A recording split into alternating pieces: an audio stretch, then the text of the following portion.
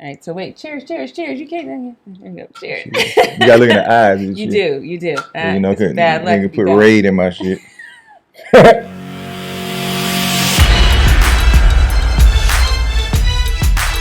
Ways to have you going through some sketchy ass places too. Like I don't know who invented that shit. A getaway driver?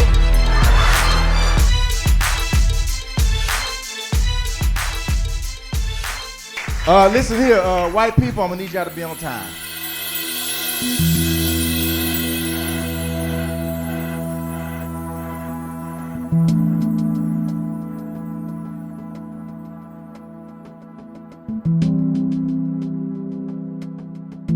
My dog started talking to me, man. This nigga sounded like Cat Williams. I'm looking at him, looking at me. He's like, nigga, I know what the fuck we doing right here. Did you know that you had any health issues at all before that happened? I still don't.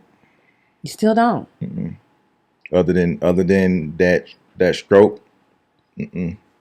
So where were you when it happened? I was at my apartment. Mm-hmm.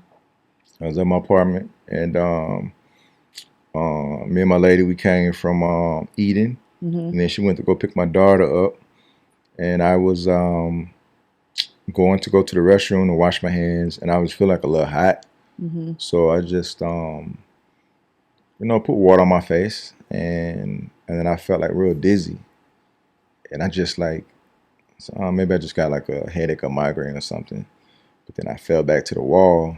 And I was like, at that moment, you're not thinking like this is what you don't know what's going on. Yeah. You just I was trying to get to the bed, and then I had to pretty much just drag myself because my left side was starting to get weak, so I had to kind of drag myself because I fell to the floor, and I had to drag myself to the bed, and I didn't really realize something was really wrong until like I tried to get some drinking all the water.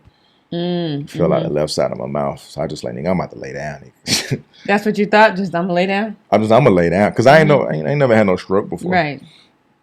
So I'm assuming your lady came in and then called 911. Yeah, cause I play so much. I be playing a lot. Oh, God. When she came in and my daughters came in, and she's like, it was like, we home, and I was like, she like, stop playing. I was like, so this nigga having a stroke. Oh God. See, don't play so much. And she's like, help me. I didn't even say help me. Your brain is not telling you like, nigga, you having a stroke if you don't know what a stroke is. Right. I was just sleeping. I was resting. And when I woke up, it was like, I guess my face was drooped. And I think she thought to like, oh, let me call somebody shit. You know what I mean? And I was out, and then the ambulance came, and I was in the hospital for like a week or something like that. So did the doctors tell you what they think caused it? Nothing like that? My neurologist said like, man, like you he was like, we can't find anything that caused it. We can just say that you're just super unlucky. That's what he said. That's a horrible diagnosis. That's what he said. Oh my God. Dr. Bacador. Shout out to Dr. Bacador. So how long was your recovery? Was it a full year? A year, and my recovery is supposed to be, let me tell you how good God is, man. My recovery is supposed to be, I'm only supposed to be at 60% right now. Oh, are you serious? I'm supposed to be at 60%. Yeah. Look at you. I'm Look supposed at God. to be at 60%. Look at God. He told me, said, looking at your diagnosis and looking at everything, how the stroke was, how bad the stroke was, you're probably only going to be at 60%. I'm like, what does a 60% look like? You're probably going to be on a cane for the most of your life. You know what I'm saying? Most of life as in transition into like a wheelchair. You know what I'm saying? To help me walk. To stand up, maybe not. You know, maybe to get around the house.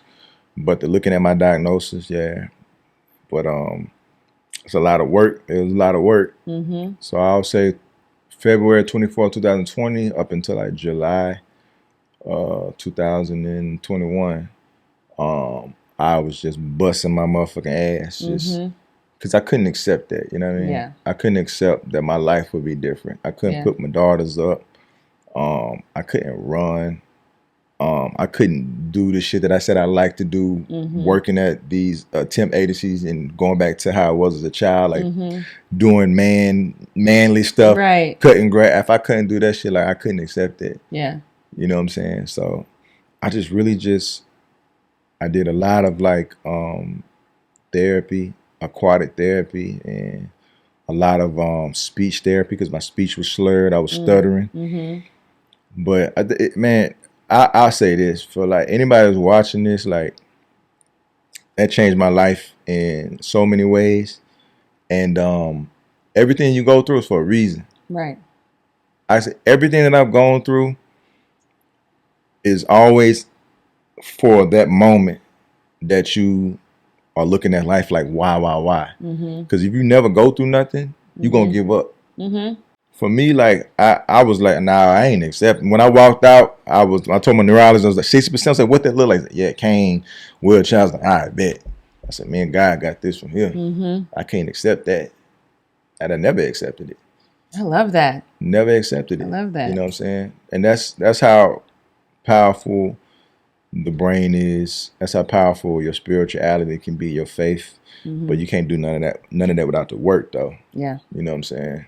So when I came to your first show back. Man, I was so happy to see you too. I was like, damn, I ain't seen this. Like, am I seeing a ghost? Right. I came to your very first show and your first show back. I was so nervous. Were you? Yeah, I couldn't tell at all. You killed it too. Thank you. Yeah. I was nervous. I couldn't tell. I told myself, if I get up there and do 1 minute of jokes, if I hit them with the Russell Simmons, thank you, good night. Right.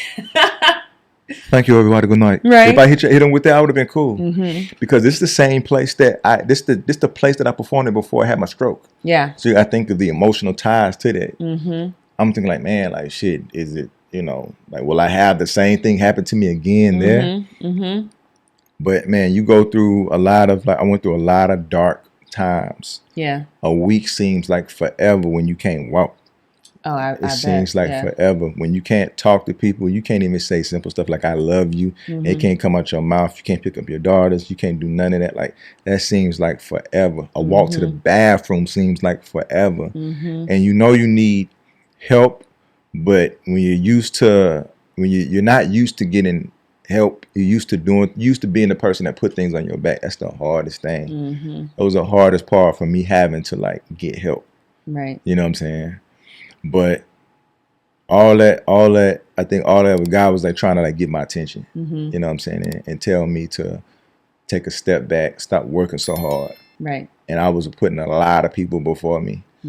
I wasn't putting myself first.